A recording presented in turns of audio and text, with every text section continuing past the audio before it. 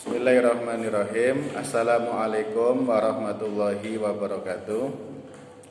Melanjutkan video pembahasan atau soal yang ke-7 pada mata kuliah Sosiologi Pendidikan Islam dengan tema yaitu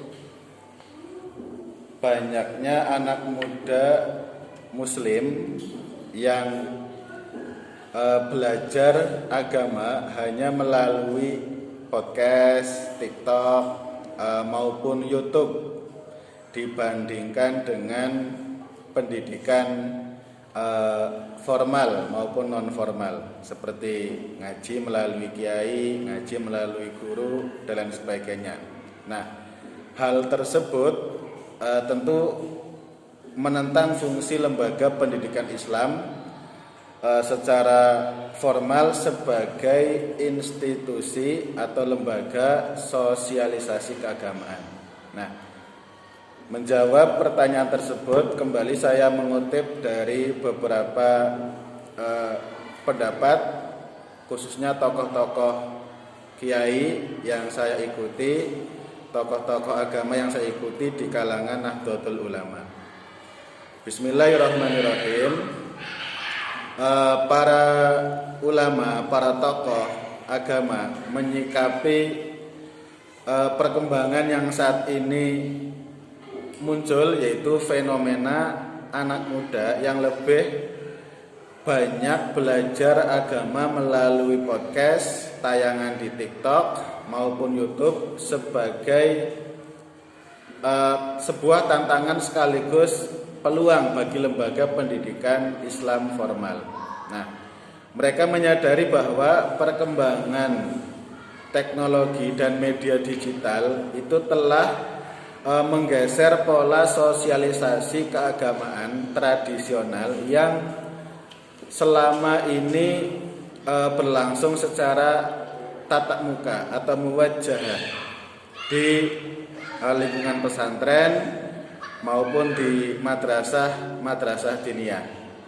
Nah, dalam pandangan beberapa ulama, khususnya di kaum Nahdliyin, lembaga pendidikan Islam yang formal tetap memiliki peranan penting sebagai sebuah institusi sosialisasi keagamaan yang mendalam dan komprehensif, terutama dalam menanamkan nilai-nilai moral, akhlak dan pemahaman agama yang benar secara sistematis. Namun demikian, para kiai juga mengakui bahwa metode pembelajaran yang monoton dan kurang inovatif di lembaga pendidikan formal selama ini menjadi salah satu faktor yang membuat generasi muda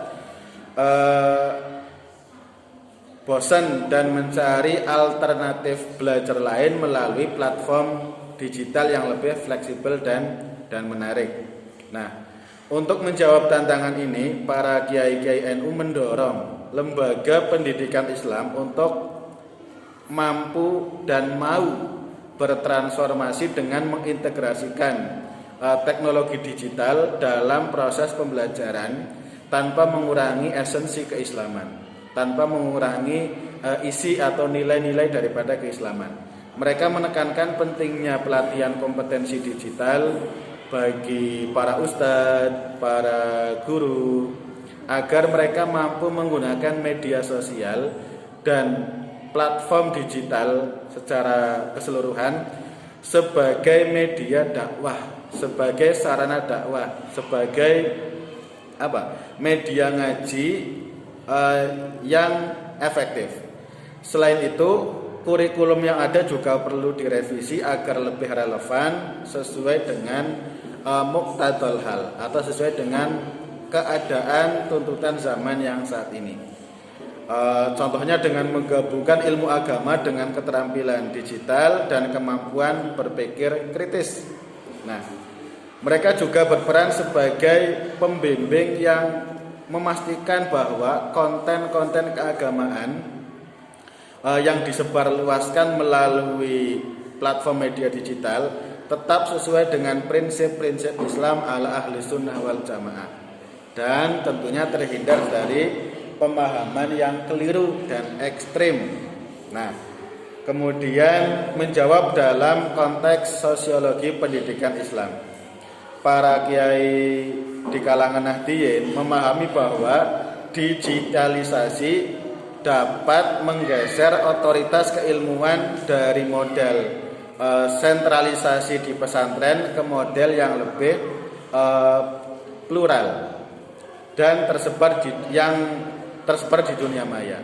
Nah, oleh karena demikian, para kiai berupaya menjaga otoritas keilmuan tradisional dengan tetap aktif berpartisipasi dalam ruang digital, sekaligus mengedukasi masyarakat agar selektif dan kritis dalam menerima informasi keagamaan.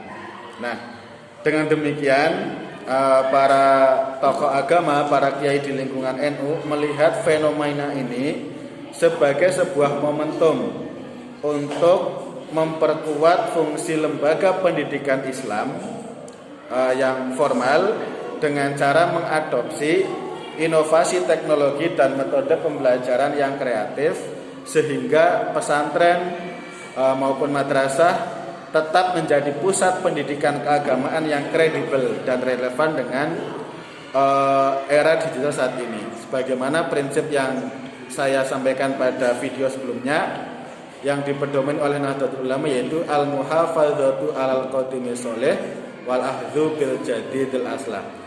Dengan menjaga nilai-nilai tradisi lama yang baik dan mengadopsi menerima hal-hal baru, contohnya digital, ya, dikemas dalam sesuatu yang lebih baik lagi.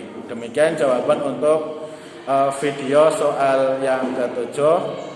Wallahul muwaffiq ila aqwamit thoriq. Wassalamualaikum warahmatullahi wabarakatuh.